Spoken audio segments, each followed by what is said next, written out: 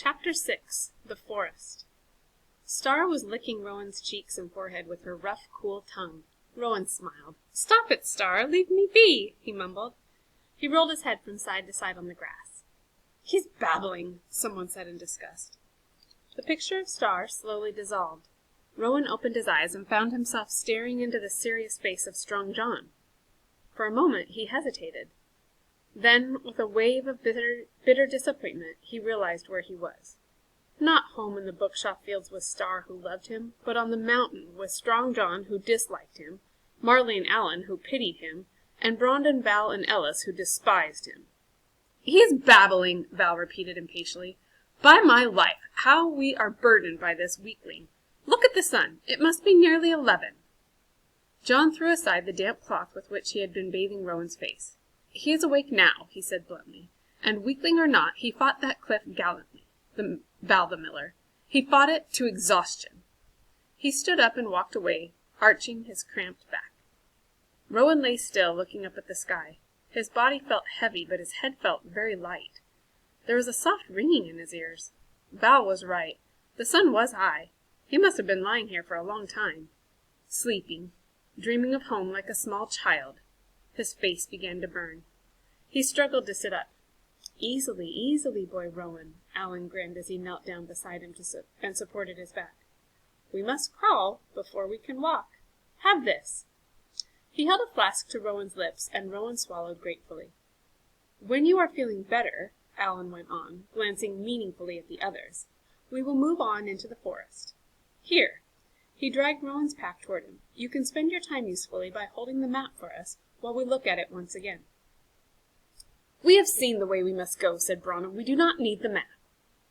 "Ah, youth, youth, you must not forget that I am 3 years older than you, Brandon." Alan was smiling, "and my poor memory is failing fast."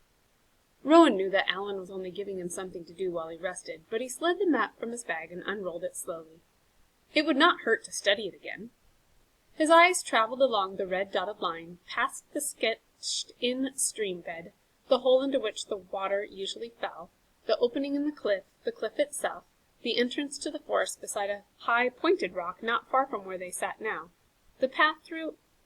Rowan blinked, and looked, and blinked again.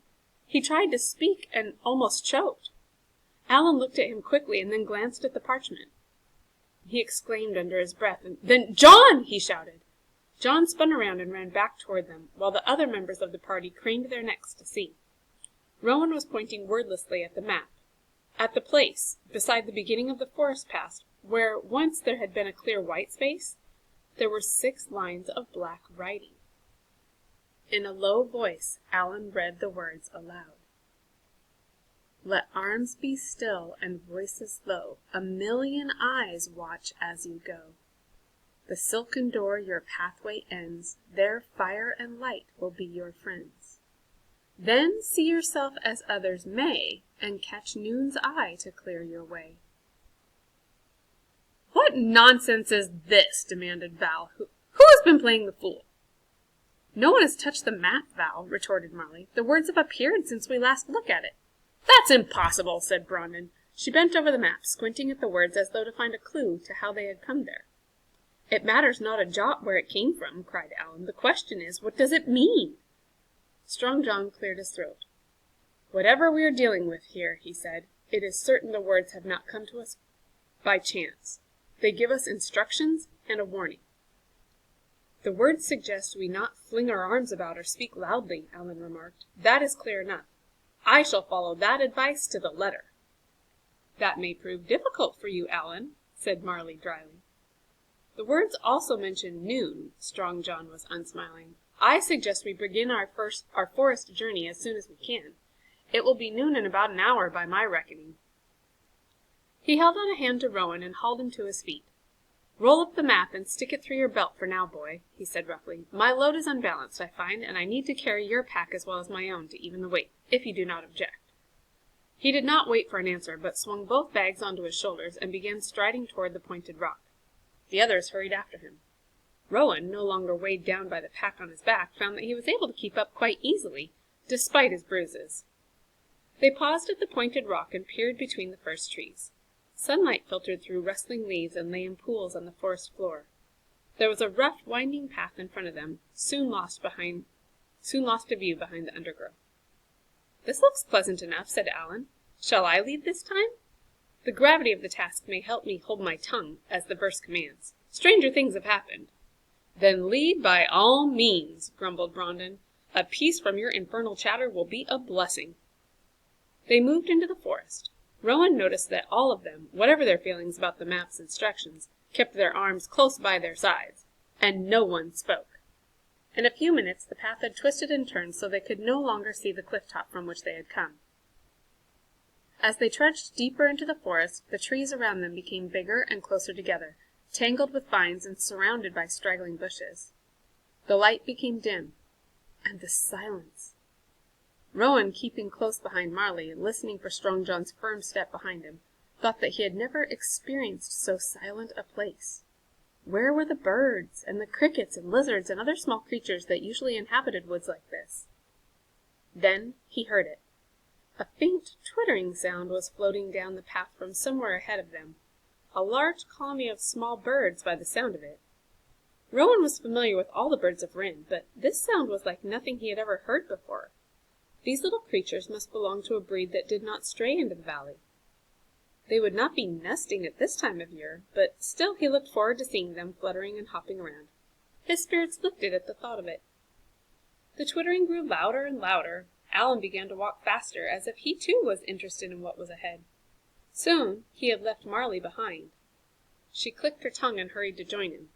Rowan, stretching his legs to keep up, tried to peer around Marley's shoulder as the path turned once more, and so he stumbled and nearly fell as he gasped and cannoned into Alan, standing still and almost invisible in the dimness. The cheeping sound was deafening now. Strong John grabbed Rowan's arm and steadied him, frowning as Val, Ellis, and Brandon bumped into him in their turn. And still, Alan did not move. "Alan, you blockhead! What game are you playing?" Brandon barked. The twittering stopped abruptly, and a rustling, creeping, whispering sound took its place. Alan looked back at them, his face creamy pale in the dim light, but he did not answer, only moved his head very carefully from side to side. And then they saw what he had seen. On both sides of the narrow pathway, spiders! Thousands of them! Huge black velvety spiders as big as Strong John's hand, crawling over vast webs of white silk that draped the trees so thickly that the bark and leaves were hidden. Their eyes were shining. 1,000,000 eyes. Rowan's skin began to creep. They were going to have to walk between these crawling webs, the gigantic spiders listening for them, reaching out for them. "Ugh!" Rowan heard a strangled gasp from somewhere behind him. The spiders froze and then began moving again in the direction of the sound. Strong John reached over Rowan's shoulder and gently pushed at Marley as a signal to move on. She pushed Alan in her turn, and he began easing forward, making as little movement as possible.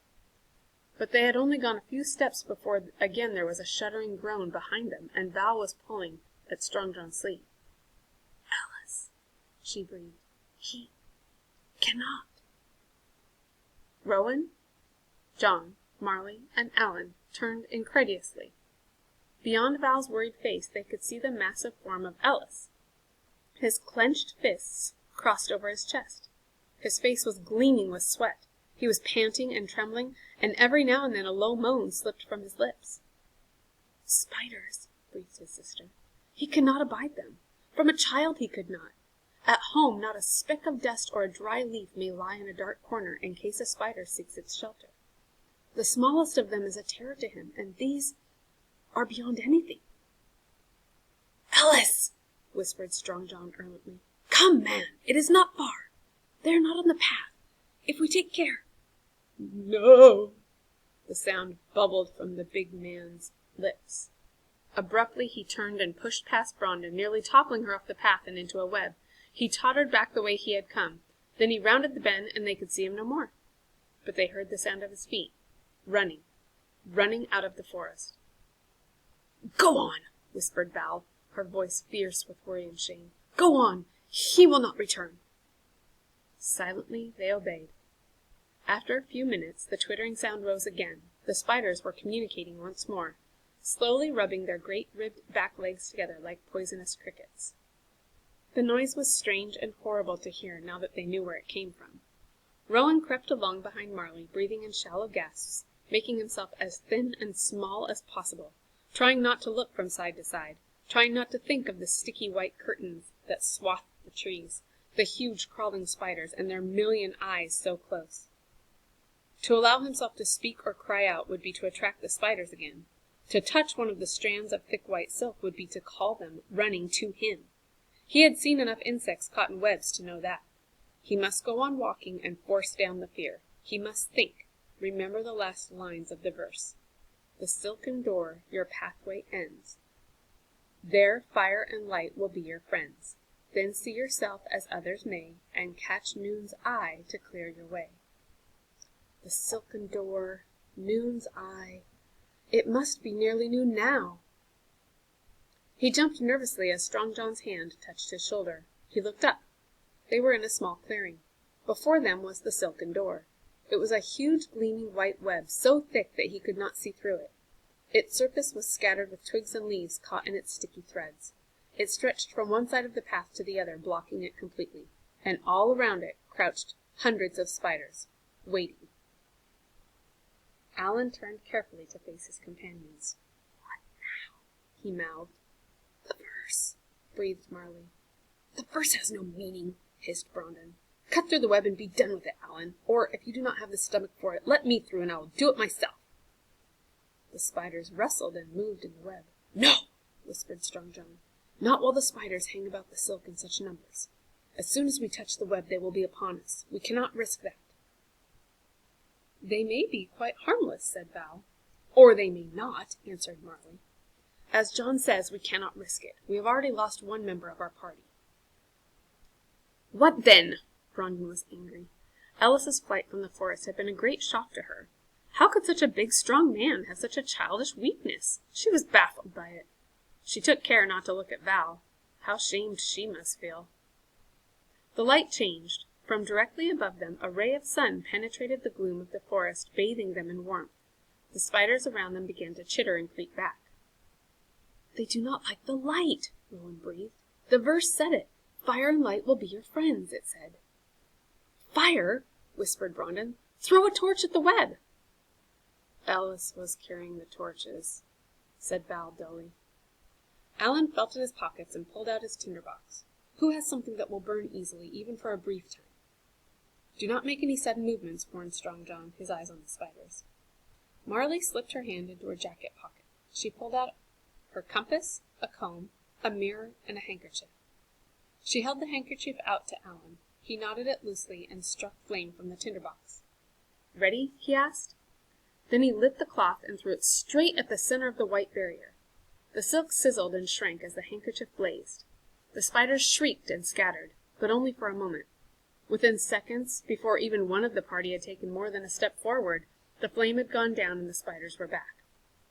A hole gaped in the web now, but amid the smoke still rising from its blackened edges, hundreds of spiders were crawling, and more were on the way.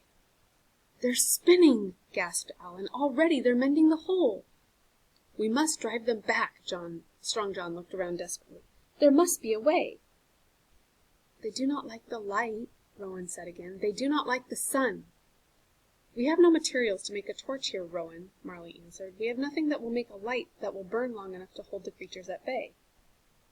But Strong John had grasped Rowan's shoulder. "Rowan, the verse. Say the last lines again." Rowan repeated in a low voice. "Then see yourself as others may, and catch noon's eye to clear your way." A thought struck him, and he looked quickly at Marley. "Noon's eye? The sun!" Alan squinted upward at the glare. "But the sun is falling here, where we stand. The web is in shadow." "What is it, Rowan?" asked Marley, staring at him. "Why are you looking at me?" "The mirror!" whispered Rowan. "Your mirror. In a mirror you see yourself as others may. And the sun. Yes!" Strong John clenched his fists. "But quickly, quickly, before the light goes. We have been here too long." Marley handed over the mirror. John held it in front of him, twisting it until it threw bright reflected sunlight onto the web. The spiders scuttled away from their work around the hole, shrinking back into the shadows. "Give it to me!" cried Val. She snatched the mirror from John's hand. He jiggled the glass, caught the sun, and dazzling light danced around and around the silken door.